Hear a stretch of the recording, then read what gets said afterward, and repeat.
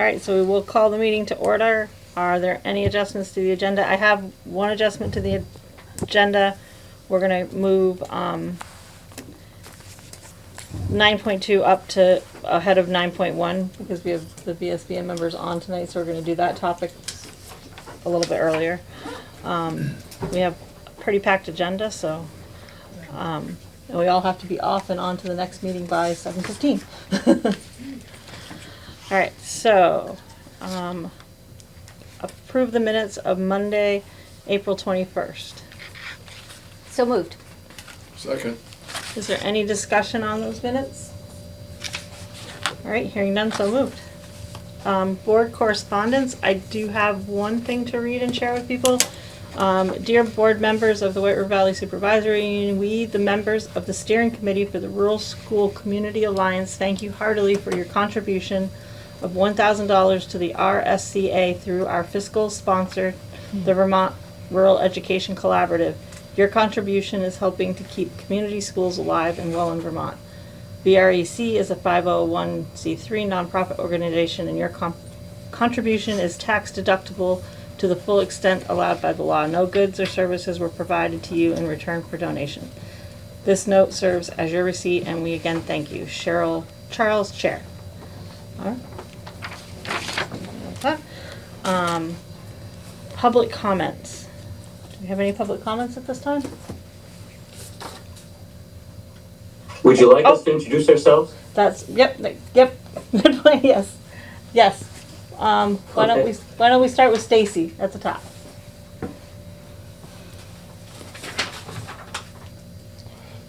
You want me, Stacy? No, Mark is the guest. I think they're just looking for guests. Are you just looking for guests, guys? Or do you want everybody to introduce? Okay. So Mark, you want to introduce yourself? Yes, good evening, thank you. I'm the chair of the Peacham School District and involved with the Community Rural Alliance. And I can give you a little testimony on where our board ended up with this, if it's helpful. Sure. Good. Yeah, well, we'll do that when we're discussing that topic, okay, Mark? Perfect, thank you. Who else do we? We've got two teachers. Yeah, I was going to say. Oh, yes, we go. They can't see us very well, but Felicia Allard, art teacher at White River Valley High School. We're here to talk about capstone. I don't know if I can be seen. Hi. Ben Boynton, Flexible Pathways Coordinator. We do have two new board members. Yep, from Joshua Badukowitz from Rochester Stockbridge. Thanks for having me. All ears. Robin Bebo Long from Rochester. Congratulations. All right. All right, guys, so we will get started. Public comment. All right. Collaboration of learning, that would be for you guys. So, hi, good evening. We already did names. So, Ms. Allard and I are here to talk about capstone at Mr. Canarney's request. So, we completed our first capstone pilot, that is, the pilot of the capstone program this year, back in January. And we're going to share with you the results of that and our plans for next year. So, we're just going to ask you to hold questions till the end in the interest of time and smoothness of operations. So, Felicia. Perfect. So just a brief overview of what capstone is. It involves 5 different components: research, application of learning, planning and implementation, reflection, and presentation. So through capstone, students explore passions in a structured manner, and then they share their learning out to a variety of different audiences. The categories primarily that are covered in capstone can range from practical, like an automotive repair, to career exploration, like a student doing observations or internships in a career that they may be interested in, and then academic, like conducting research into some sort of academic question. And I think, You can skip. yeah, go ahead. They can ask questions later. Yeah. So, next slide. So what went well? Well, the plan worked. So that was pretty exciting. We piloted the high school capstone, the whole thing. We had, we didn't waste any time. There was no partials. So we had 27 seniors in the beginning who were signed on. We had 25 who actually completed it. we waived the requirement for 2 seniors based on extenuating circumstances. Our second category, what went really well, was voice and agency. We're moving toward agency, but the voice was based in self-selected topics, products designed with teachers but driven by students. And then our capstone is based on transferable skills. So self-direction was the one that they really excelled with, sometimes to a high-end teenage degree, let's say. True for communication as well. We always knew where we stood. It wasn't always very formal, but they were mostly not reluctant to ask for help or to suggest new directions, new ideas for capstone. The third of the five transferable skills that really was highlighted was informed and integrated thinking. So that's what it's all about, right? Synthesizing knowledge to make decisions and apply their learning. That language is going to change a little bit next year, and we will talk about that as we go on as well. Sure. So what comes next? Basically, this year we had the opportunity to take a look at the system and refine it. We're moving the ARC from teacher-guided in Q1 to student-directed in Q2, and we're making that ARC much more explicit for next year. In terms of our continuous improvement, this year, as Ben mentioned, our assignments were based on the transferable skills. Next year, they will be based on the Portrait of a Learner traits. So very similar, but we'll be changing the language. The driving concept, again, is that Q1 is for research and planning, and that Q2 is about synthesizing and applying their learning. So capstone is meant to be where Portrait of a Learner becomes Portrait of a Graduate.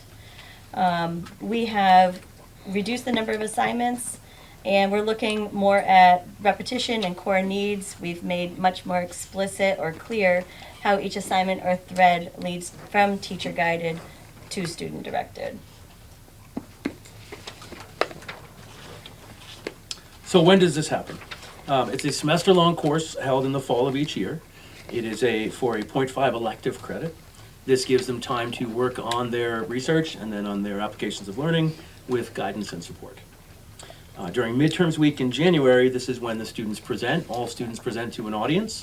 Unfortunately, you can't go to all of them because they run concurrently, but we'd love to have people come. We time it this way so that we do it during midterms, so like the mornings of the exams, afternoons are presentations. Some of you who are here were able to come to some of those in January, so that's great. You can share your excitement with your peers later. But we timed it that way deliberately so that peers, younger students, people in their own classes, and supportive adults who work in the building can all come. We did get, I don't know about all the parents, but most parents were able to come, so that was also very exciting. And then in the spring, which we've been doing right now over the last 6 weeks, capstone advisors, that's us, meet with juniors to begin the preparations for the fall course. So we're really trying to capitalize also on that learning from last year when we were kind of, the first week was this very chaotic, like jam-packed info dump kind of reality for the students. That was a little much for them. So we're really trying to get more done up front and over the summer so we can really hit the ground running in day one in the fall. And so who's involved in the course? All of the in-house seniors are part of capstone, so they do the full capstone experience. Tech students and other students who are on pathways that have them outside of the building will do some sort of presentation, a modified presentation of their learning to a modified group of panelists. Capstone advisors, so that would be like Ben and I. This year, we're going to have 5. Sorry, I have to think. We have a much bigger class coming in of seniors. So the capstone advisors, we teach the course and, kind of help the students along. And then lastly, each student has an outside mentor. So that's the person, that's the content specialist that will help be a resource for them. And we did put up a, Oh, yes. Sorry. We did put up a QR code, and I left some pieces of paper with that on it, little flyers that I've been slowly putting out around town and around the area. We're looking for more people to be involved in mentoring and playing some other roles, maybe being audience members. So we're starting to put those out in the community where people can find them on, bulletin boards in various businesses and do a little smartphone trick with their phone and go and do a survey and say, let us know the ways in which they want to join us. So we're trying to really build that community angle more deeply for next year. Sorry, Ray, thank you. So we have a number of people who play a role in the presentations. Each student has one faculty panelist, and those are sort of determined not by anyone's choice. They're sort of determined almost randomly by the capstone advisors to make that decision. I did it with random number generation last time. So we don't want it to be about who you like and that sort of thing. We want it to be just faculty presence. We also have one junior panelist each presentation. So that'll work out pretty well this year with the numbers. But the idea is that every junior in the class gets a chance to be a panelist for the presentation. Aspirational, we would like to have one community member who's not a staff member and not a parent, but someone from the community. We would like to maybe have mentors join. I didn't have that on the list. And all of the in-house juniors, in addition to serving on one panel, they must go to 2 other presentations by seniors so they get a sense of what their future is and a little handle. And that actually worked really well. We ended up having a lot of juniors this year get excited early because they saw those presentations. They were like, oh, I can do that. And seniors, of course, can invite family and friends and other loved ones, other people that they care about. We get uncles, we get, Uncle Joe, who's the best friend who's been around for their entire lives kind of stuff. So it's pretty exciting, pretty fun. So with all that said, that was, speaking of info dump, that was a lot in a short amount of time. Who has questions? Way in the back. I'm wondering, do students have an opportunity to have feedback, whether in process? Yes. So is there like a Socratic situation, or do they just have, from other students? Right. Nothing quite so formal, but they certainly get feedback from us. They can always check in with their peers. We are going to build in more consciously practice runs, or at least one of the presentation. So that's one of the things we learned this year, was that our students aren't naturally great at public speaking. Shocking. So I think Felicia was a little more deliberate about that with her students that she worked with this year. But we're going to build that in for everyone so that a couple of weeks before their presentations, they'll have them ready. They'll present to their peers in the room. They'll get feedback, and they'll be able to do, revise and perform better when they're actually in front of an audience of not their peers. Michael Livingston online has a question. Michael? Yeah, I'd love to talk to the two of you more extensively about this. So if we could do that at some point in the future, yeah, that'd be great. But I'm really curious, what were the kids' experiences post-presentation? Did you get a chance to debrief them? Were they happy with the process? Were they proud of themselves when they were done? What was their sort of general experience? I'll let Felicia go first. This is a really good question. No, I think for the most part they were. What I found really insightful was the fact that as they were reflecting on the whole process, they really could tell us what they did well and what they would do differently. So the big word that came up was procrastination. So they learned a lot about themselves as learners. And I think for that, that was really helpful. The other piece that I noted was students kind of said this was the first time that they've had to be the generation of their learning, the person that comes up with the idea and pushes themselves and plans, which is the whole point. Right. So that was pretty exciting that they kind of got that out of it. There's that agency. Right. I would also just sort of specify that reflection is built into the process, and they actually write a reflection before they present. So that doesn't quite address your question, which is about the presentation itself, but it's certainly your other part of your question is about the experience. They do get a chance to do that. We did a lot of informal debriefing, and other adults in the building did. So we heard things. I'd see some kid in the hallway who was working with Felicia and be like, hey, how'd it go? Like, oh, it was great, or this part was terrible. Or, but they do, the level of self-awareness was pretty remarkable. Not just procrastination, but also satisfaction stuff. Like, oh, that wasn't so bad. And, from a teenager, that wasn't so bad. It's kind of like, yeah, it was cool. Pretty good. So, we did have a number of people tell us that they were glad they did it, and they felt, like they'd accomplished something. Well, I'm thrilled that you're doing it. I've done an awful lot of that sort of work with high school kids before, so I'd love to follow up with you too if Jamie or someone can put us in touch. Okay. Sure. Thanks for doing it. Thank you. All right, more questions, Drew? Thank you. Oh, I would just like to thank you both. My daughter was a senior and did her capstone, and just thank you for walking them through it, both of you. I know they gave you a little bit of a hard time now and then. Not actually. And you all did a really nice job kind of keeping them motivated and excited about doing it.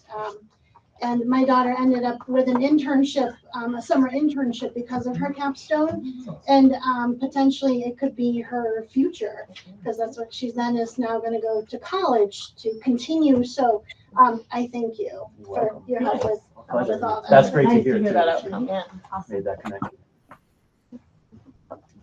Thank you so much. Yes, thank you. Thank you.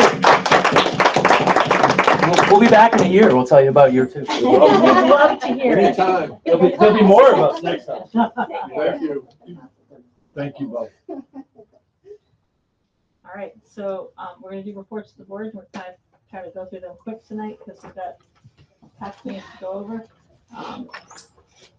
So the board has my written report. I've been updating you quite a bit via email here in the last week. I did just want to mention the reminder that we are holding wagon wheel meetings on the 10th.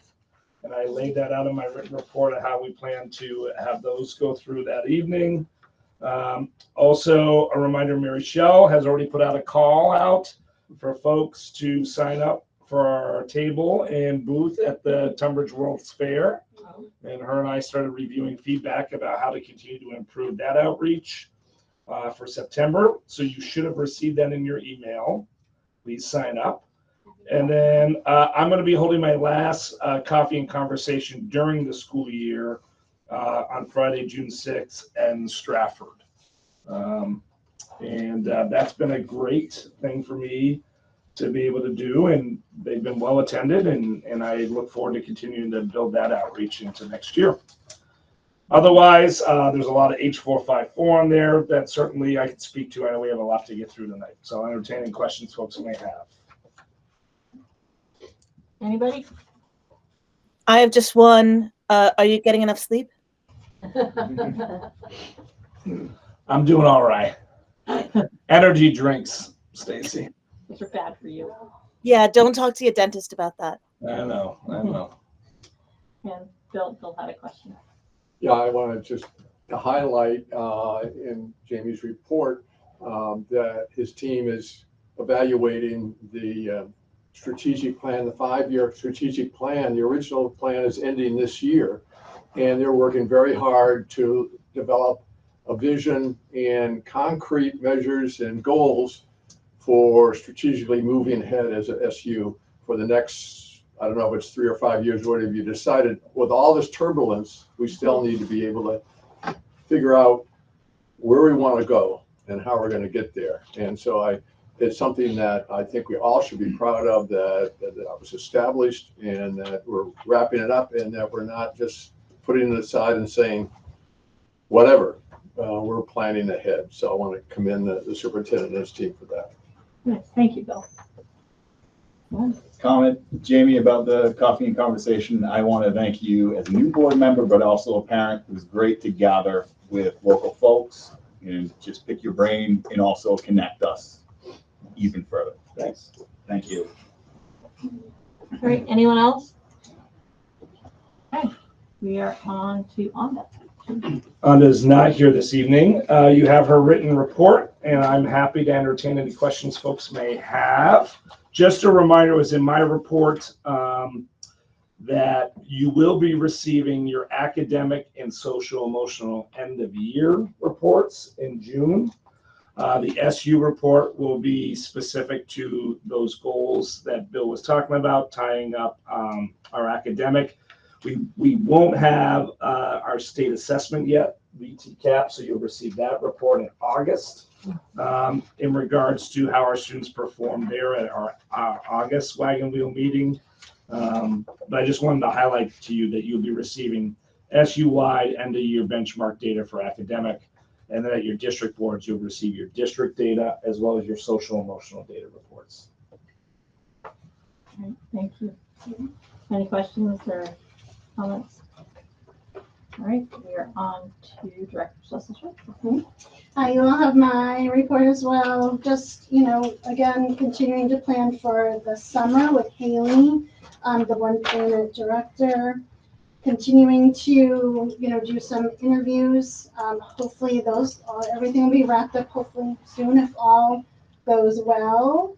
And I'm working with the Orange Southwest School District, so Randolph, Brookfield, Braintree, on finding a physical therapist. We were contracted with Gifford, but Gifford's pulled their contract back.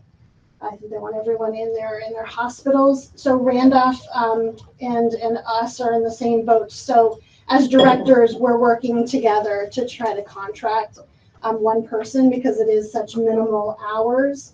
Hopefully then we'll have enough hours to hopefully attract someone. So, but other than that, we're just continuing to move forward, plan for the summer, plan for next fall while wrapping up a school year as well.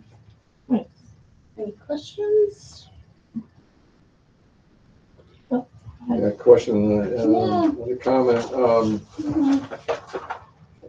I think it really makes sense. Giffords, for whatever reason, that's one of my questions is why is Gifford letting us down, or is it that they've got another priority that overwhelms our needs? And I'd like to have some perspective on that, but you're teaming up, so to figure out another way to get the job done. And I really commend that. But what's the story with Gifford?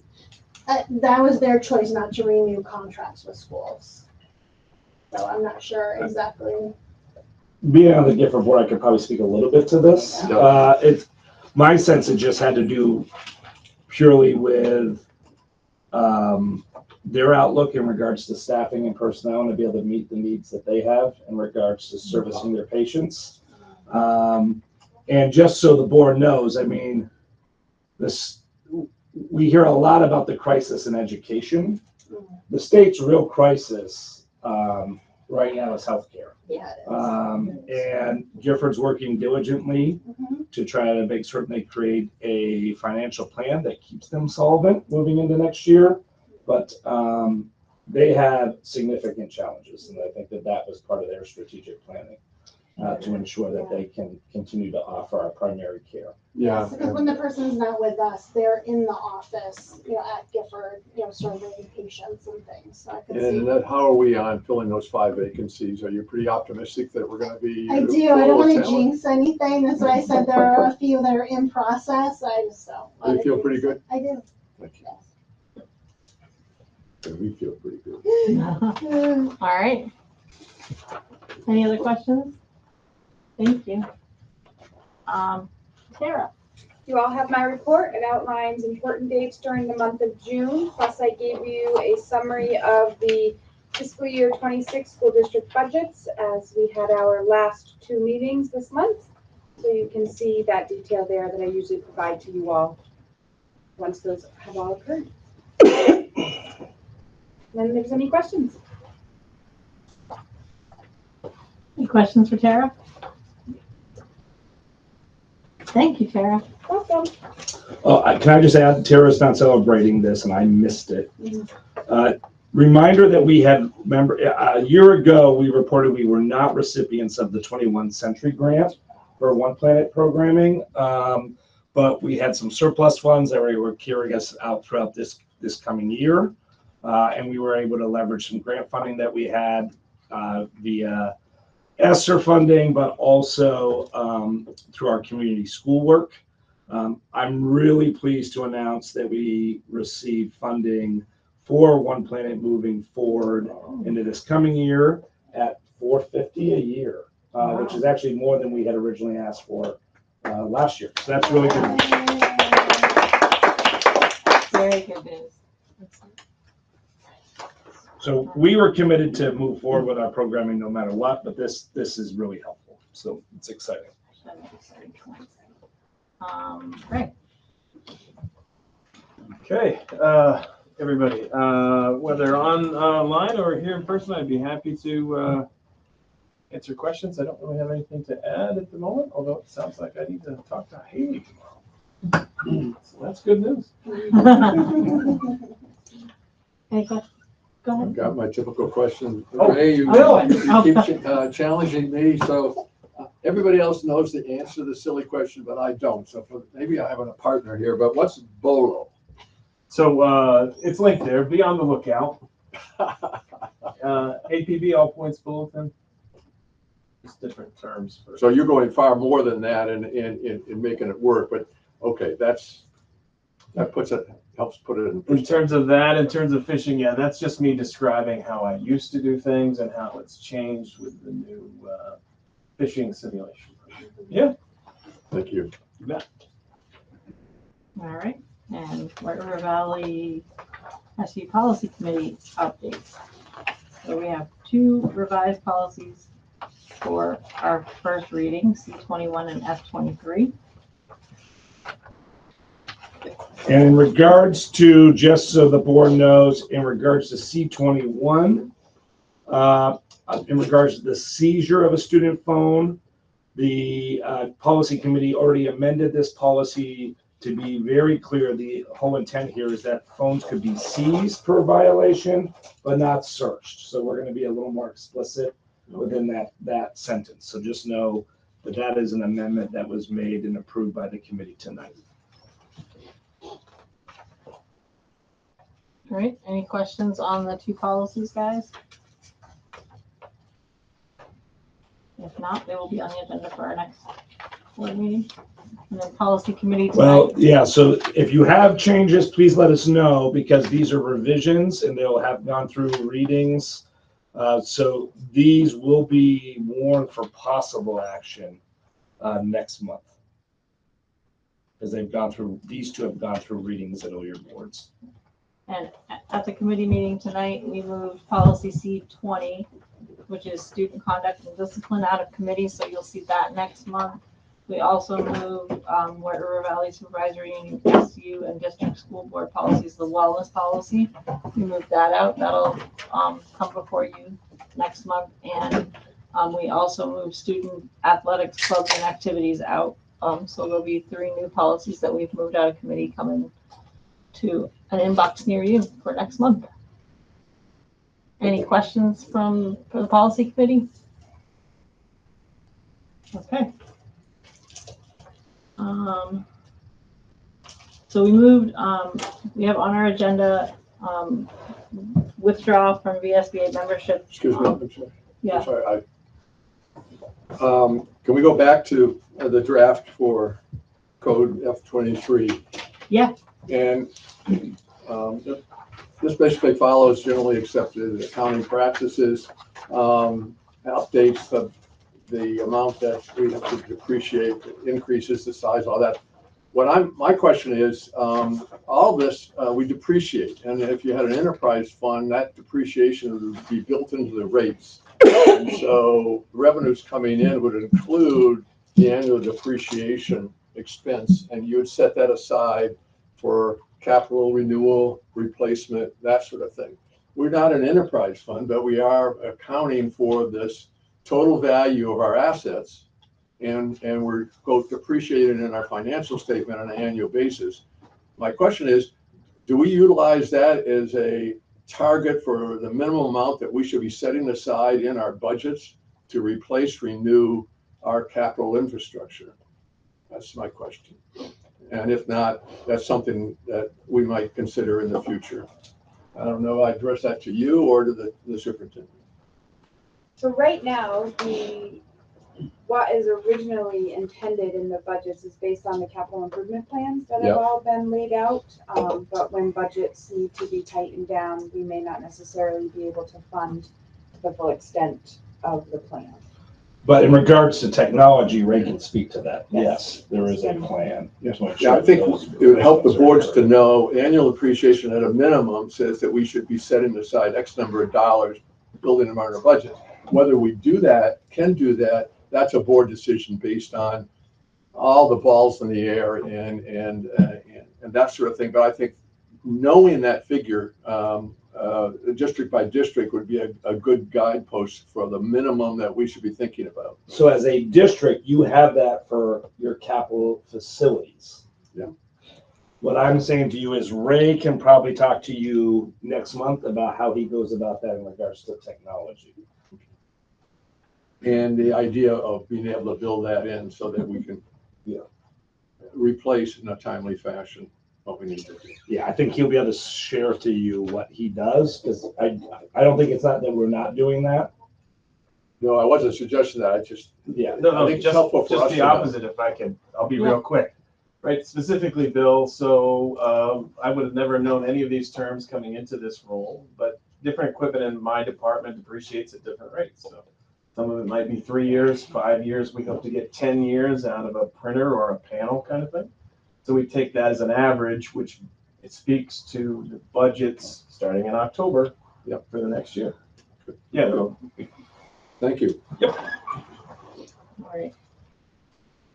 Okay, next up on the agenda, a discussion about withdrawing from the VSBA membership, and then we do have a possible action later on the agenda. I think Mark joined us, Mark Clough joined us to talk about, Mark, I think now's a good time for you to let us know how that went in your. Okay, thank you. Yeah. I really applaud you doing the capstone projects. I'm a reviewer for St. Johnsbury Academy seniors, and that's kind of the highlight of my year end, because they really hold their feet to the fire and make them, really get after the capstone quality. So anyway, I am the chair of the Peacham School District. We're pre-K to 6, 68 kids, then we're choice after that. We are RSCA members. We signed on early. Margaret McLean is a respected community member and a good ally of mine who I speak to frequently. I'm also the vice chair of the Vermont School Boards Association. So I understand the pressures that the VSBA is under. The majority of the districts around the state, in terms of student numbers and size of schools and stuff, really want to have districts throughout the reform. We're writing a letter to the VSBA expressing our concern about that as a board. We will not be withdrawing. We had that discussion, but we just see so much more value with what the VSBA provides us, like the policies you just went through, the advocating for the State Board of Education to be beefed up. So it's an advocate for us and not what the governor's proposing. I would hope that we could keep going on this and you would stick in there with us and we could make this work together. They're advocating for a lot of things that we do support in this bill, but I do understand the pressures that the VSBA is under. And I had to explain that to our SU board, and they got it and thanked me for explaining, what other districts are going through and why they need to have this horsepower with this reform. So I would just ask you, stick around. Let's try to make this work together in the long run and not burn any bridges, so to speak. Thank you. And I'm glad to answer any questions. I guess a question for me would be, and this could be to Sue, or you're on the board also. So I think the VSA is going to do a survey about to get feedback for different things. But I think it would be interesting for the Vermont School Boards Association to do a survey to see how people are feeling about the services and the support and the lobbying right now. I think and the fact that there doesn't seem to be support for SUs is really troubling to me, considering we're an SU. And there's many reasons to have an SU. I'm happy to answer that question, Kathy. We do a survey to our membership every year that goes out in the fall. So hopefully all of you, responded to that, and we will be doing it again. As far as the survey that went out from the VSA, my understanding is that it was sent today because there's a regular Monday meeting and they wanted to make sure to gather feedback from superintendents who couldn't be at that meeting or from anyone who wanted to give more detailed feedback. It's an open-ended feedback form and it's due tomorrow morning. So it's a very quick turnaround. And VSBA won't be sending out, that type of a survey this week, but certainly at its June meeting, the board would, will be discussing possibly doing an additional survey or adding some questions to our annual survey. Okay. Michael. Yeah. Hi, Sue. We had a chance to speak today up at the State House. Sue, with all due respect, that's way too late for us. I mean, this bill could go, as we discussed today, could go down this week. They could be voting on this Friday. We could find ourselves in a situation where the governor's looking at potentially signing a bill that would do away with supervisory unions. We can't be having much of a conversation with you at that point. Even if we're looking at, a number of years out, there won't ever be getting that back. Okay. I mean, you can imagine trying to get the articles of incorporation and votes in 10 towns to redo what we've currently got is almost an impossibility in my mind. So, again, I appreciate how difficult your job is, but I'm going to speak for myself. I don't feel like I'm being represented by an organization that purports to represent all schools in Vermont. So I'm sorry to be that direct, but I think that's what's required at this time. And, we've sent you a pretty clear message a number of weeks ago. And as I said to you today, you guys doubled down on your position. I don't feel heard. So Mark, I appreciate your comments as well, but I'm not feeling well represented. Thank you, Michael. Stacy? Yes, thanks. Just seconding what Michael said, I think that the agility shown by the Community School Alliance and by Jamie and member of this board, this is the priority. This is our mission to protect our communities and protect our kids. And we thought that that was vision that was shared by the VSBA and other organizations. Last month, we were told that we're allowed to have differences of opinion. On this matter, I think it's a life or death thing. You're asking us to kind of sign away our own livelihood here. And I think that is not a simple difference of opinion, but being asked to pay for our own execution does not feel like a position that I think we should be supporting. And a quick question. I do know that Michael and others on this board were up in Montpelier. If there are any 30-second quick reports about what was heard up there with respect to VSB's approach, I would love to hear it.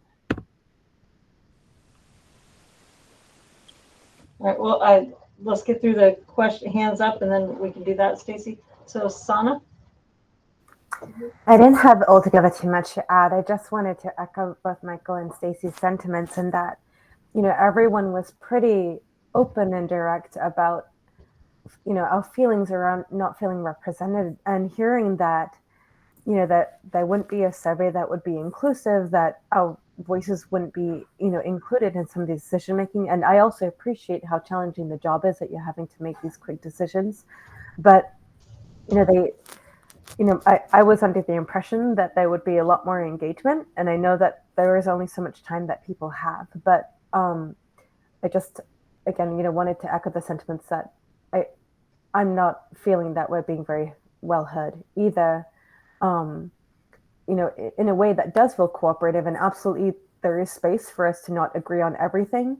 But as Stacy said, this, the quality of our education is on the line, and we've repeatedly said, hey, we have concerns, especially in the rural community.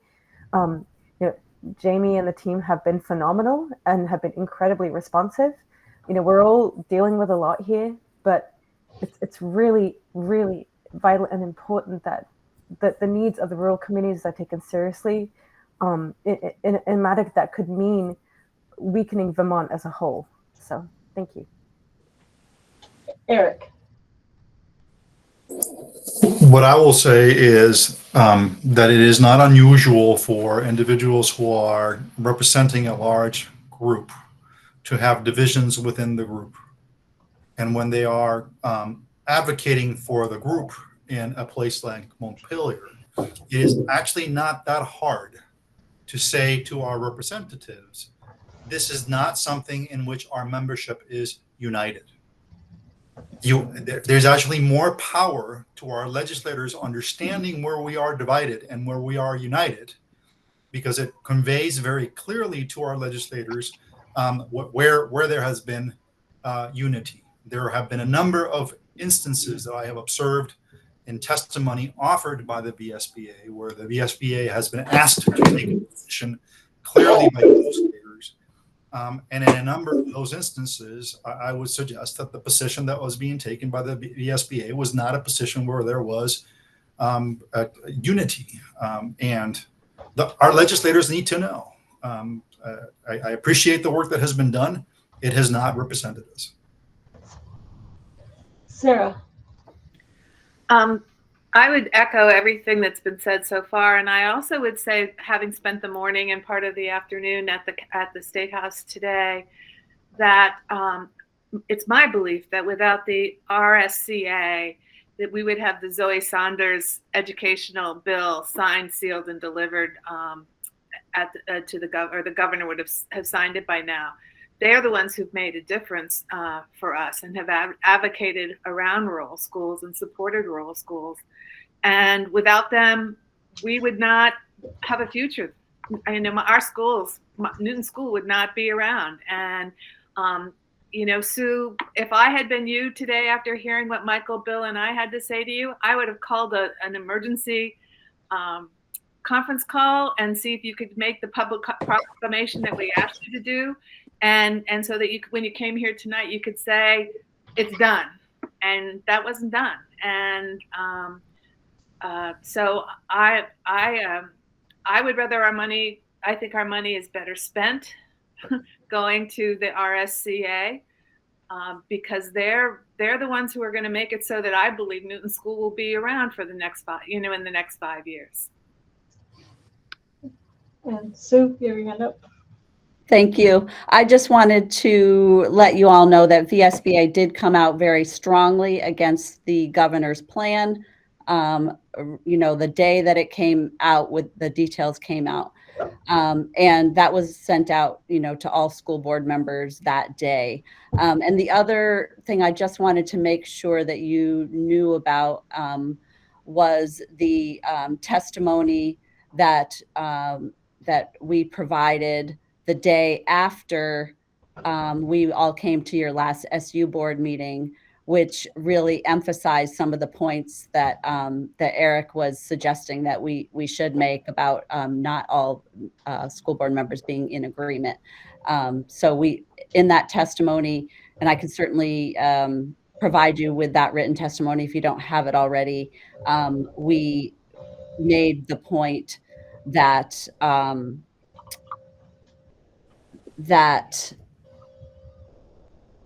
I'm going to pull it up so I can actually, tell you exactly what was in there. But we made the point that we had been at your meeting and that there were differences of opinion, and that it was important for legislators to be communicating with all of the school board members in their regions. So I'm happy to send you a link to that testimony if you don't have it already. So can you tell me why the VSBA will not come out and openly support supervisory unions? Like, it feels like that's part of the problem here, and I just don't understand why that's not happening. The VSBA doesn't necessarily we don't have a problem with one of the proposals considering the use of supervisory unions. No, not whether you have a problem or not, whether you support it or not. Right now in the Senate bill, it is paired with allowing for the continuation of a tuitioning system that provides continued access to independent schools. And that is not something that we can support publicly. Okay. Can you give me the why? It's based on resolutions that have been passed by our members. Okay. Thank you. Nancy Russell.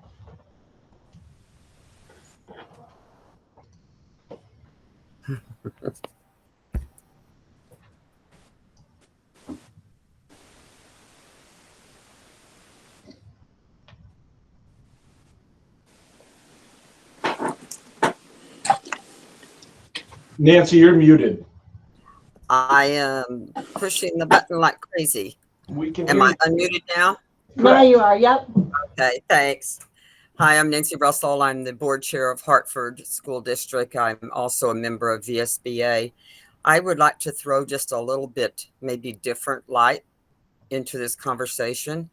For the ones of you that don't know, Hartford School District is just a one-town school district. We've got a high school, a middle school, 3 elementary schools, and a specialty school for kids that can't have a hard time being in a regular school.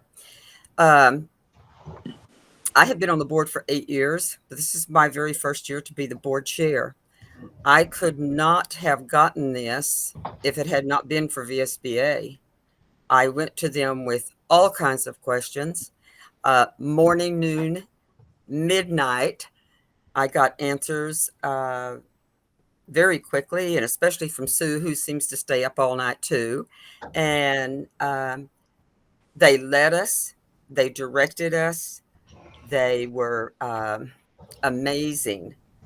I do know, and I do feel that that VSBA is definitely working for the betterment of our kids.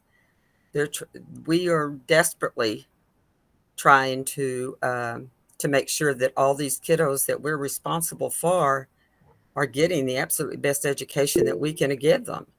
I think it's sometimes really hard for us to, it's hard for me to be able to sometimes relate with a group this large like this, because we don't have any other school districts, or we don't have any other schools that we have to, that we're responsible for. So maybe I'm a little prejudiced in that, but I still think that the VSBA is the best thing that's happened to our school board, and they certainly got us through some really rough times these past 2 years. I just want to throw that in there. And again, I've been listening to all the testimony too, including up to today's. So thank you for letting me speak. Thank you, Nancy. Kathy? Go ahead, Bill. Yeah,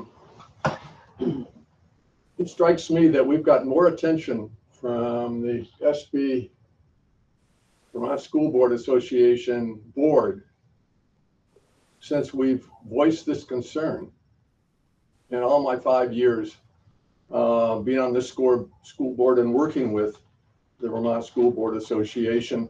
If they had taken the time to seriously reach out like they're doing now, because I assume you're concerned that we might leave,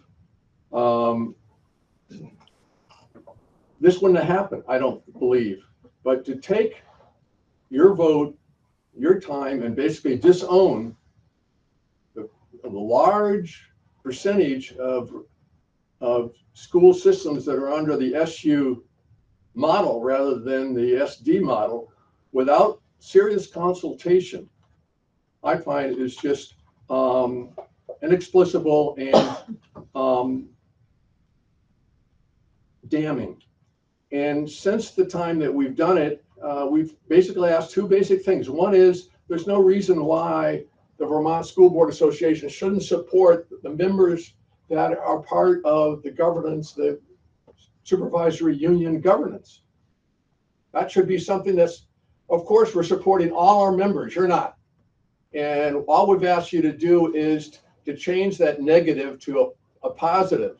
We're not saying get rid of the districts, but your initial standing was, no, we don't want supervisory unions.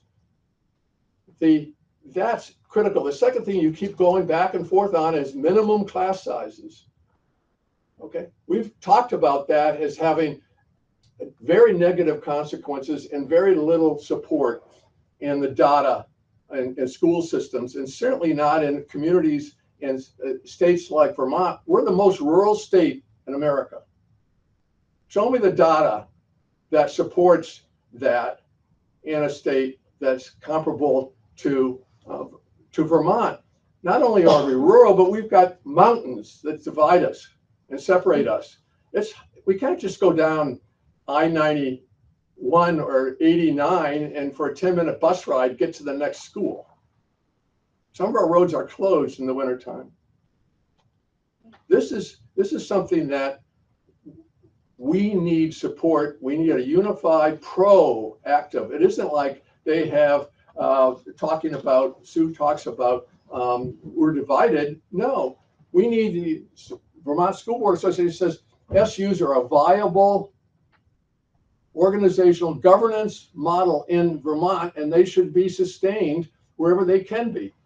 And I think it's very strong for this organization, the White River Valley Supervisory Union, to send a strong message to you and to the legislature that SUs are part of the answer to what we're confronting. And I would like to move tonight, to move a motion. We're not there yet. You're not there yet? We're not there yet, but I will Okay. take your motion when we get there, Bill. Thank you very much. Thank you. And I will when it's appropriate. Thanks, Kathy. Yep. I feel like after our last meeting that, the SBA threw us some crumbs.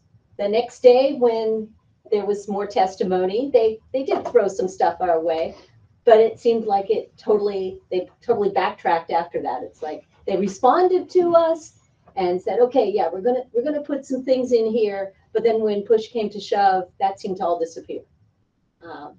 So I'm with you guys, Eric, Stacy, Bill, etc. Okay. Any other comments, discussions? Feedback from me, Sue, is I really wish you to come away saying you were on it, you'd take it to the board, you'd have an immediate meeting like Sarah suggested. You would have done a survey that got the feedback, because I really think if you do a survey, it will give you some hard facts that there's a lot of small board members that aren't from Chittenden County that aren't being heard. Sue, go ahead. I just wanted to make sure you know that I did bring it to leadership. It's not a decision that I make personally. Thank you. All right, guys. Thank you guys for joining us tonight, Sue and Nancy. We're going to do action under action. Yeah. Gotcha. Yeah.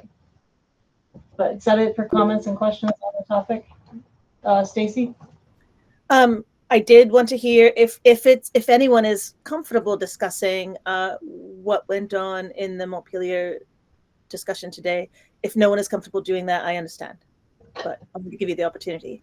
So that was Bill, Sarah, Michael. I will speak to it. I think the thing that was, we probably met with Sue for 30 to 40 minutes. It was Michael, Livingston, Bill, and myself. I think one of the things that I thought was really good is that we all had 3 different perspectives that we come from with basically the same message. But I felt like it fell on dead ears. She shook her head, she smiled, she did all that, but there was, we, the 3 of us, after she left the meeting, all said, I'm going to vote to leave tonight. We're not being heard and by VSBA, but we are being heard by the RSCA.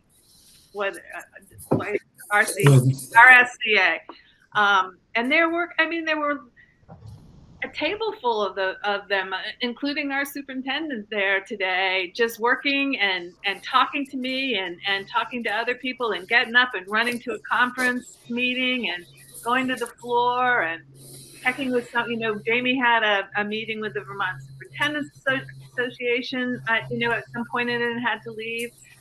And this is all to help keep, Vermont is not all, Hartford is you're not going to get hurt, Hartford, by this bill that goes through. Little towns, which make up Vermont too, are going to get hurt. And so I'm sorry. I thought it was a really unsatisfying meeting and a waste of time. Thank you, Sarah. Eric, you had your hand up? I do, thank you. And I actually have a question, and the question goes something like this: what assurances and actual positive steps does the VSBA intend to engage in to provide meaningful representation to the large portion of Vermont that is comprised of rural schools and who pay their dues like everybody else to that body. In other words, I don't want to leave, but I'm not feeling like the advocacy portion of the VSBA is listening or working in our favor. So what can and should occur from that organization's perspective to continue to earn or to actually earn our trust? Thank you. All right. Mark, are you raising your hand to answer that? I totally understand where Eric's coming from. The number of districts that we hear from, or school systems, I should say, some are SUs, that are saying to us, listen, the SU model is just not working for us. It pits community members against community members. We really need the teeth of a very direct bill to help us with some of these schools that are just not performing and they're way too small. I know that's a slippery slope. Who's the judge of that? But many supervisory unions and districts say, we've got to firm this up. It has to be much more direct in what we can do. So, we hear that more frequently than we're hearing from the RSCA members. That's kind of how I bought into this, but I don't know. It's a tough one. I just think there's a lot of advocacy to be had here. We all got through Act 46 the way we wanted to. I think we can make this work if we hang in there together. I don't know that I would agree that we got through Act 46 the way we wanted to. Well, we all thought it was going to be disaster when it started, and we ended up sticking as a district. I don't know. You make these things work, and I think taxpayers, when they see what's happening or what the governor is kind of forcing through here, there's going to be a little bit of a revolution and some impact to where this thing morphs to. Anyway, we're in a tough predicament on the board because of all these districts that really are not buying into SUs around the state. And I do this know by numbers of schools or number of SUs. I do know that's a big number, but when you get to students and that sort of thing, it's different. Thank you. Sarah?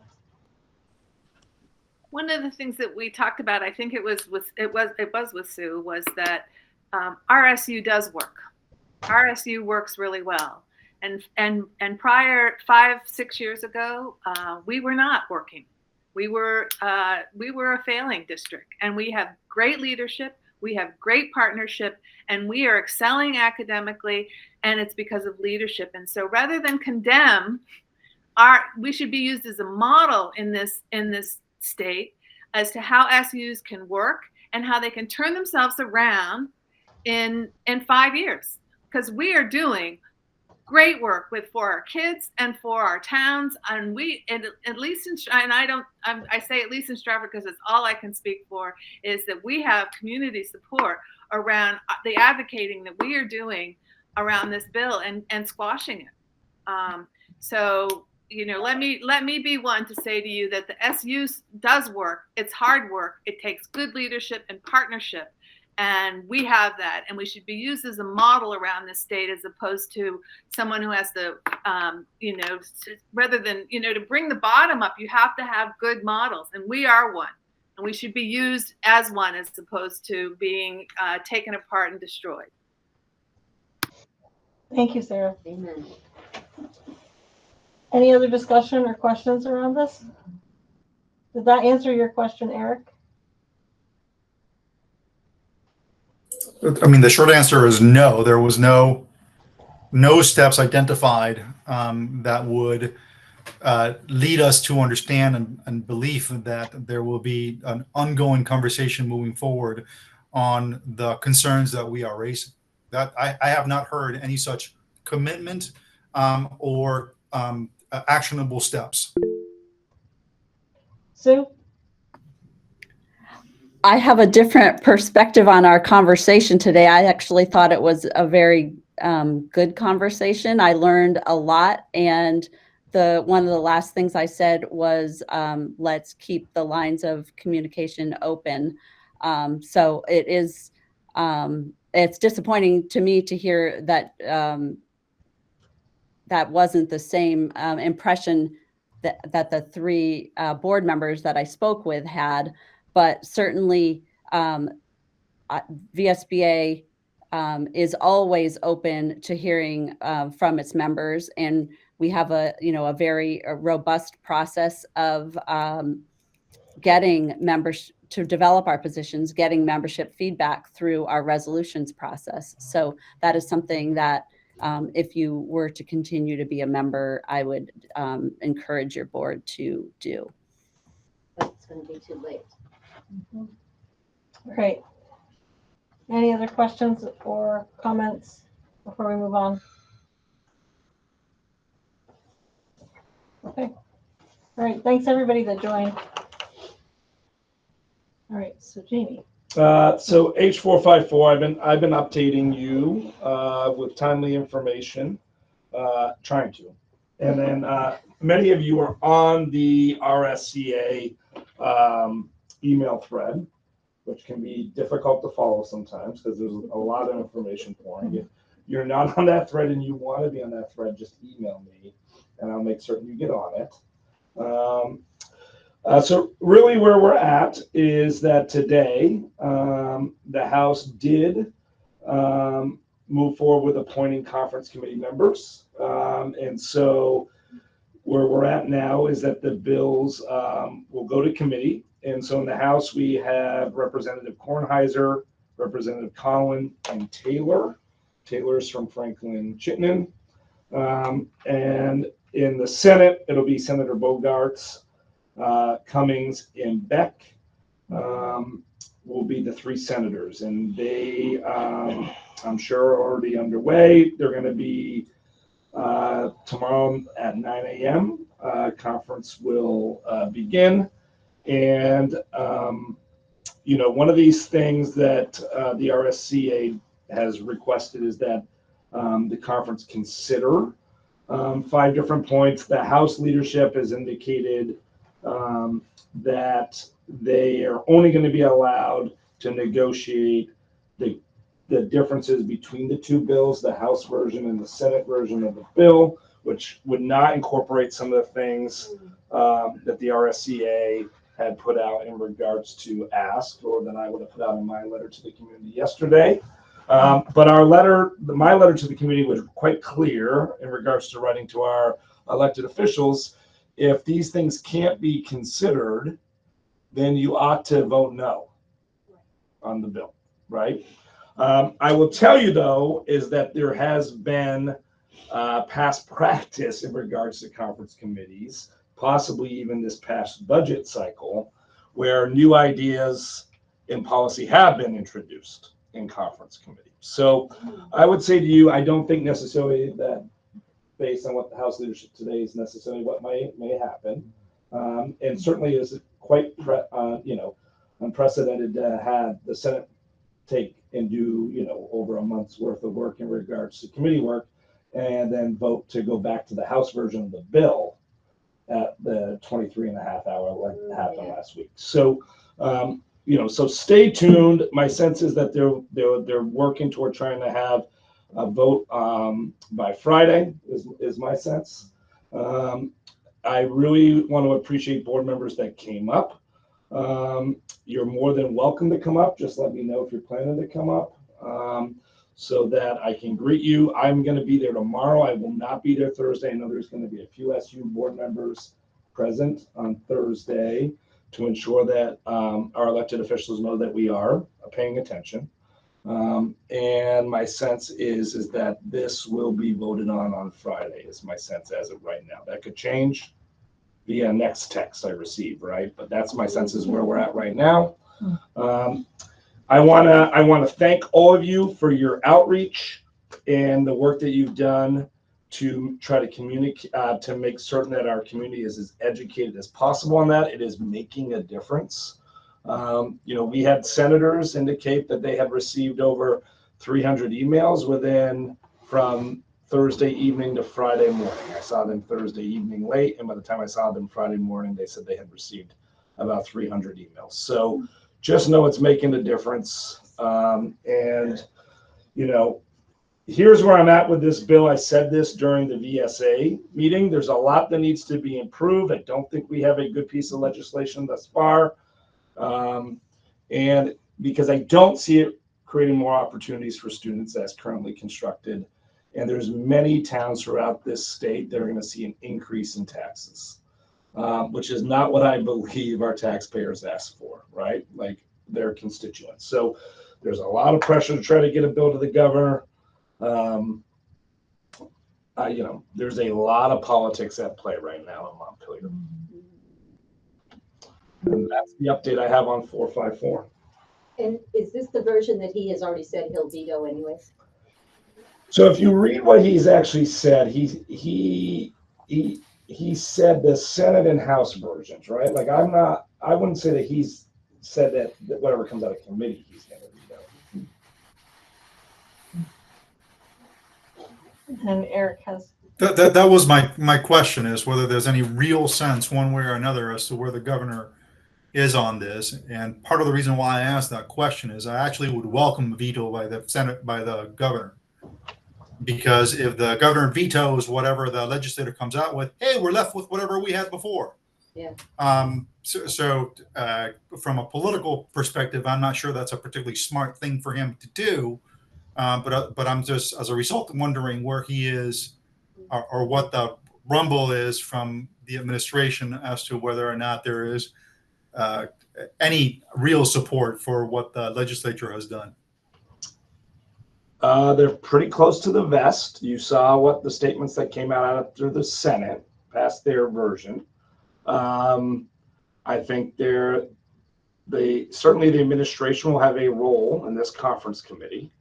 That's why I would say to you, this idea that nothing's going to be changed is just going to be the two versions. I think that you could see some things that are not in either version being it possibly introduced. I think that one of the things that the RSCA is very concerned about is this notion of, well, the governor's just going to veto. And we want the best possible policy we can have for our rural community schools and legislation moving forward if it is approved, so that if the governor does sign it, that we've done everything we can to protect our rural community schools. And so, you know that that's one of the, we're not working this thing thinking that it's just going to be a veto and it's going to be for naught, because there's a chance that he could sign it or he could not sign it and let it pass in the law.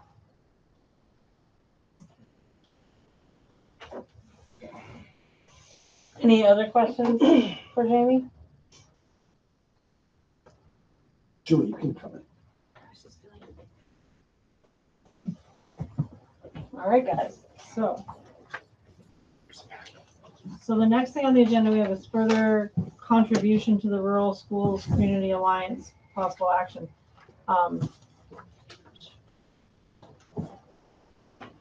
Let discussion happen first.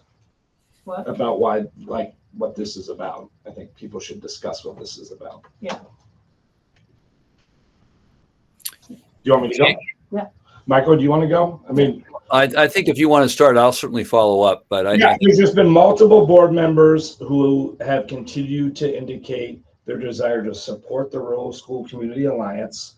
If you look at the requests that the Alliance put out, our $1,000 was short of what they were asking for in regards to an SU contribution. I know that the Alliance currently right now is a bit short in our fundraising efforts. And so hence, based on board members in district boards wanting to contribute more as districts, we have surplus funds in the SU. I think it makes sense as an SU board to consider making a contribution as an SU board instead of singleton districts going and continuing to make contributions, which is what some folks have to do. Michael? Yeah, I mean, I think we're all incredibly impressed with what that organization has done in just a few short months. To think that it started itself from scratch in January, without their leadership and representation, I think we'd be having a very, very different conversation right now. So I'm incredibly impressed. We had a chance to meet with folks up there today. They're on board. They hear us. They're listening. I would just have to say it feels very different than working with the VSBA. I would like to see us support with a larger donation the Rural School Alliance. Jamie, I don't know that there's a specific number. Can I throw out a number? Yeah, absolutely. Then I would recommend that our board use surplus funds to make an award of $5,000 to the Rural School Alliance, Community Alliance. Can I ask you a question? What do we pay the VSBA? Speak up to the board. What do we pay the VSBA? 9,200 and change, somewhere around that as an SU. Okay. And I know that one doesn't necessarily equate the other, but It's right around. It's over 9. I had it in my last meeting notes. I don't have it with me. Makes it easier. So is that a motion that needs to be seconded? Yes, I would say yes. I second it.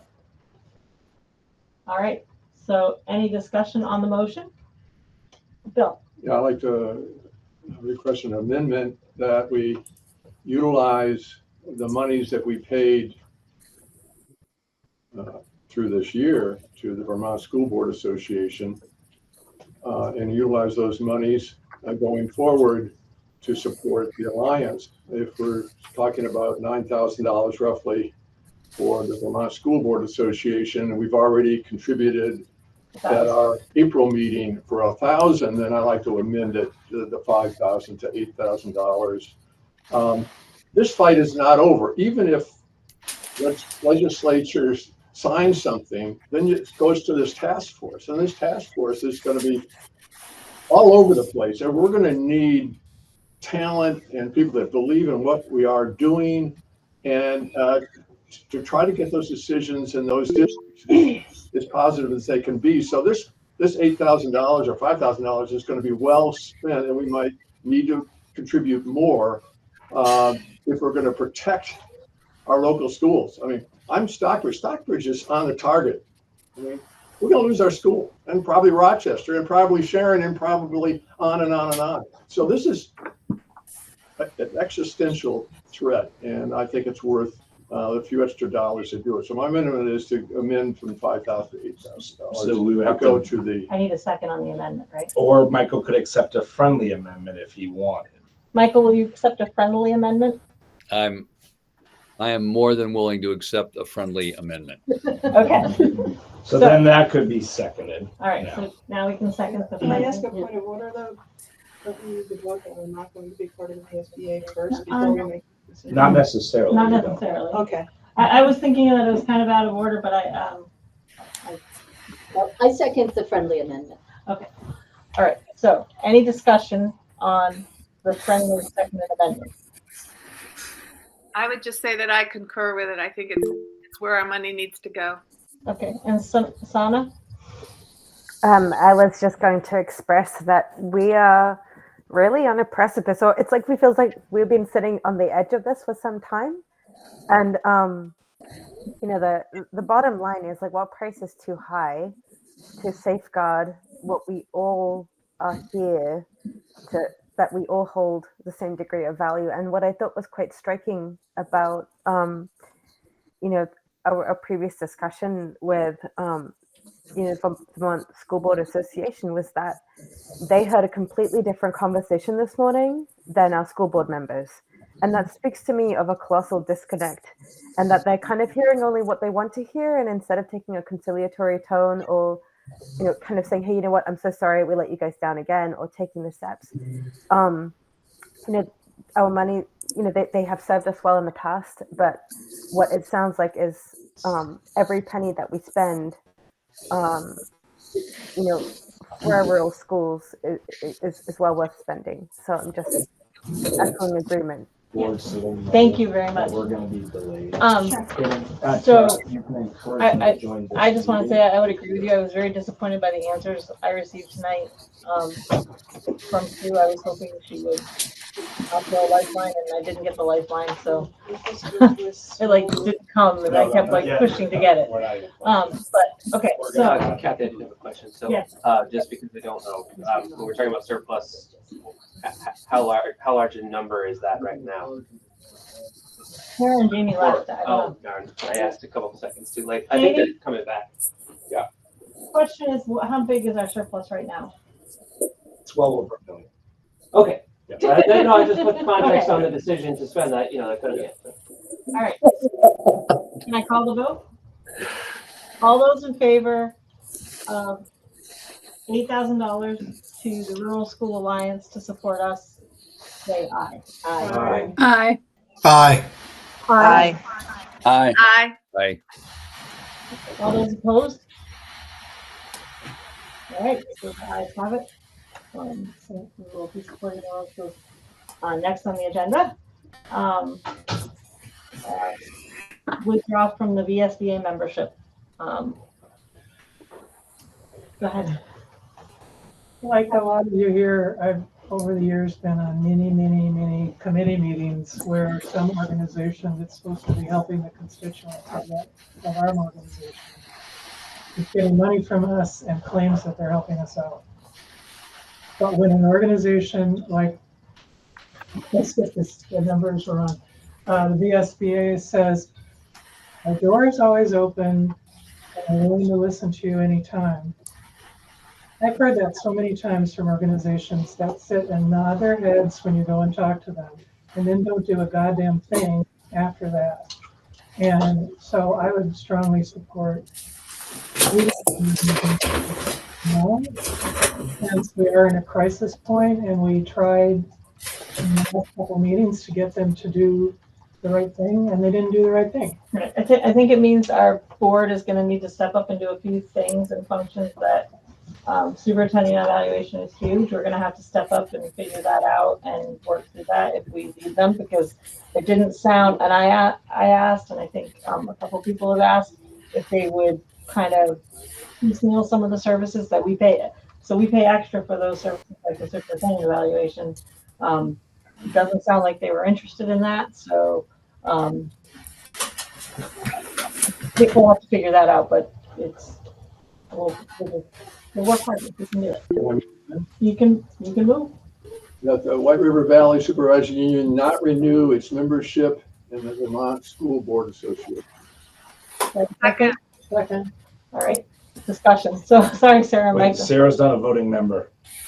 No, I was just gonna do what Bill just did, so I withdraw my hand. Okay. Michael. I just think it's obvious, but it's worth saying that the Rural School Alliance is not currently constituted as a representative year-round group. This is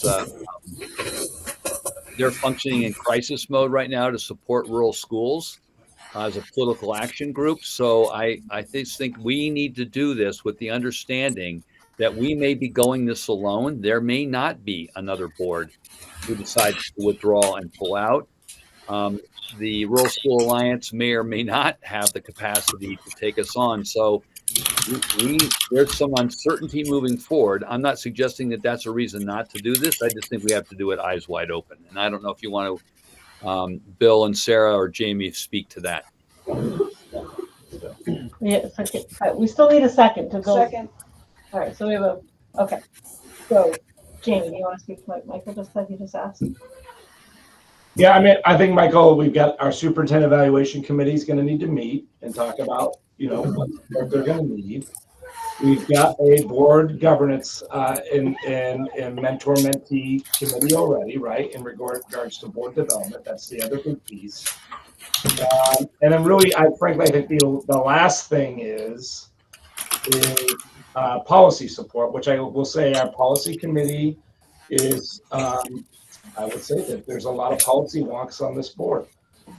So I do feel fairly supported in regards to the policy committee. And the good news is we do have, we've gone through our revision calendar and we have model policy for those policies that we would have been implementing for next year. So I think in the near term, we're okay in that regard.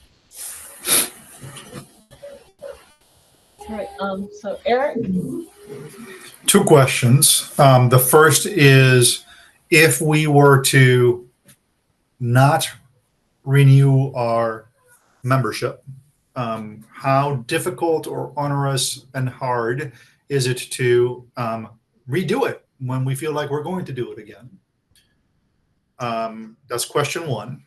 And question two is, one of the things that VSBA does somewhat effectively, not always, is it provides legal counsel when we are doing some of the policy work. And the question that I have there is where would that come from? Because that can be a fairly significant expense without the VSBA.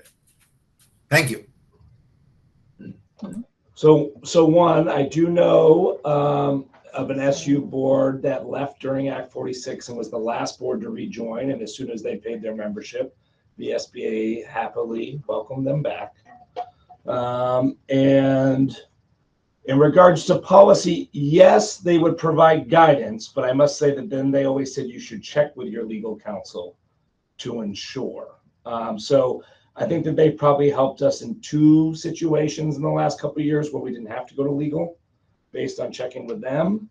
But I don't foresee us taking on a huge legal cost based on, the last few years, because anytime we've had a policy, example, our anti-racism policy and things of that, like that was requiring support of our own legal counsel anyways.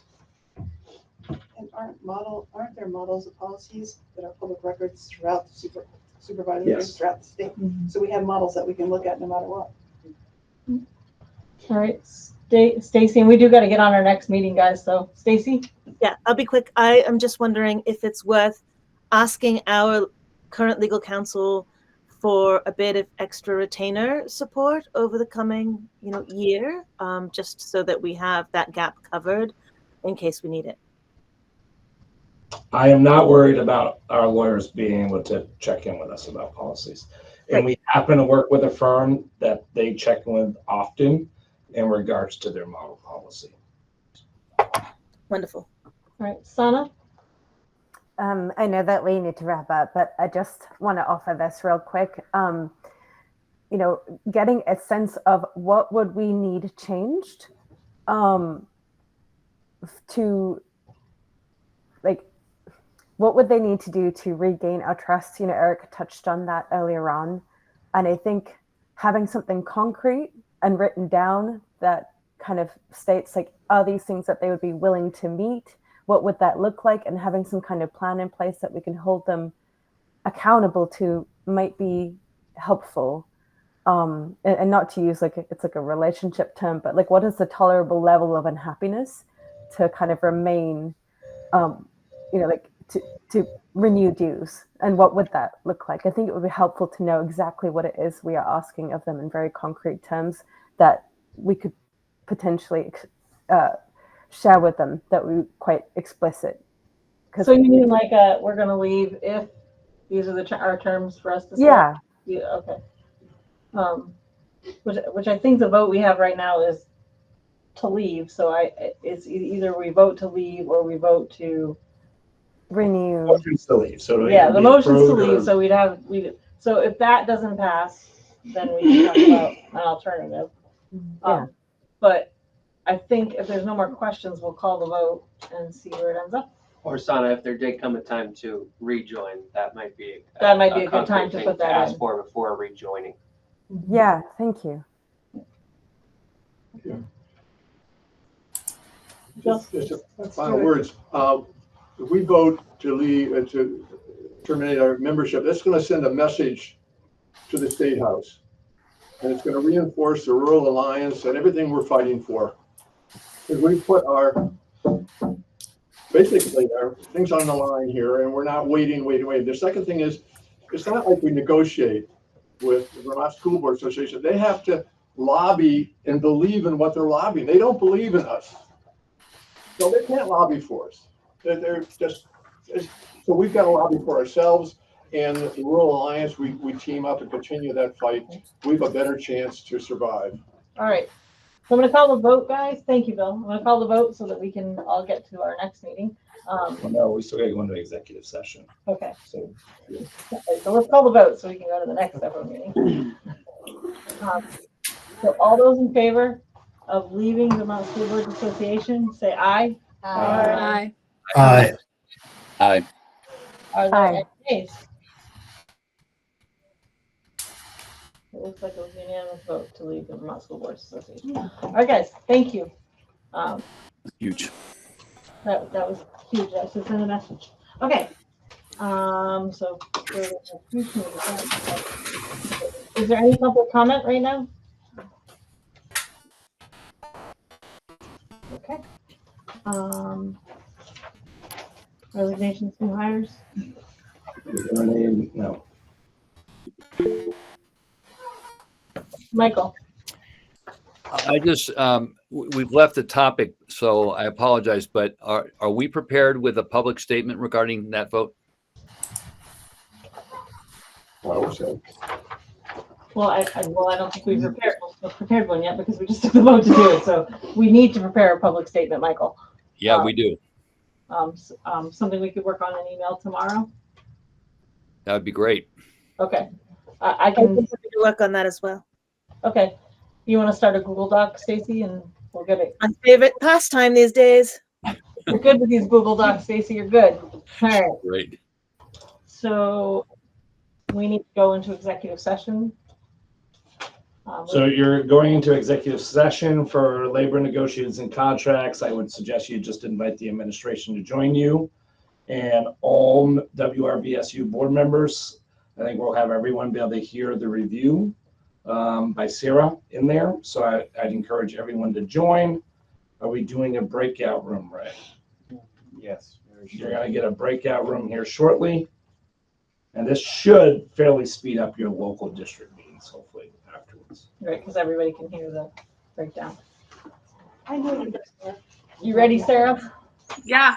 Are we, Go ahead. We're just waiting for Orca to leave, and then I thought we were going to go into a room.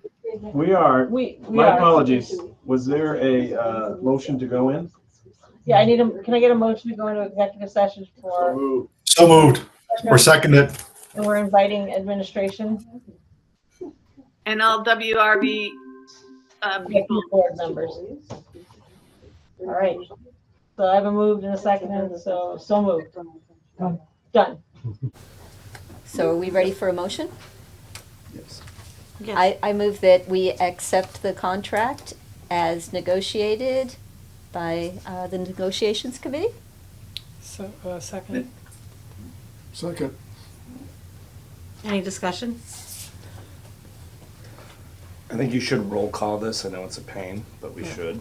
All right. So just WRVEA members, and I think I can, SU members, I can probably help you if that's helpful. Yes, that's helpful. All right. Do you want me to ask All right, so them? we're gonna do a roll call vote. So all those in, Well, Just no, vote. just call us I'm one gonna at a time. call you. yeah, one at a time. Yep. Dustin, Yes. Nell, Aye. Aye.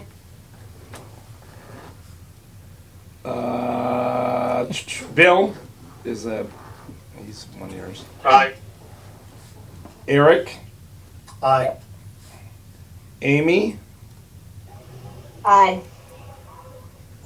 Michael, Aye. Sylvia, Aye. Stacy, Aye. Amy, Wilt. Aye. I think Jackie is. Oh, sorry, Jackie. You gotta unmute. Can you hear me now? Yeah. Aye. I think now we're in the room. Okay, now we're in the room. Oh, sorry. Not everyone would know though. No, Bill. Aye. Aye. Aye. Aye. Aye. And R said I don't remember who your other alternate is. I apologize. Who was your third? You all were I think alternates. Patrick. Do you want to rock, paper, scissors, shoot? I mean, One of you can vote. Aye. Okay. Ray? Sorry. I know there was a motion to come out of executive. Who seconded it? We I don't think have- Jamie did. Oh, you don't? You don't even need motions to come out. I did whether I was supposed to. They do it. We did it Yeah. though. All right, so. I just want to say thank you, and I hit leave the meeting, but thank you Good all very contract. much. It is So a now do we go to Very general good road? contract. Just a second. So, just so the board knows, there's going to take a little time here to get our in-person folks into breakout rooms, but we have central office admin that will assist. You should now go join. We're going to adjourn here in a second. You should go now join your actual local district meeting link. But Jamie, we don't need to come back to this meeting? No, we're going to adjourn it right now. Okay. So do I have? Only if you want to, Michael, and you'll be by yourself. Eric, I'll meet with you. Just take it right from here. All right, do I have a motion to adjourn? So moved. second. All right. Second, third, fourth, fifth.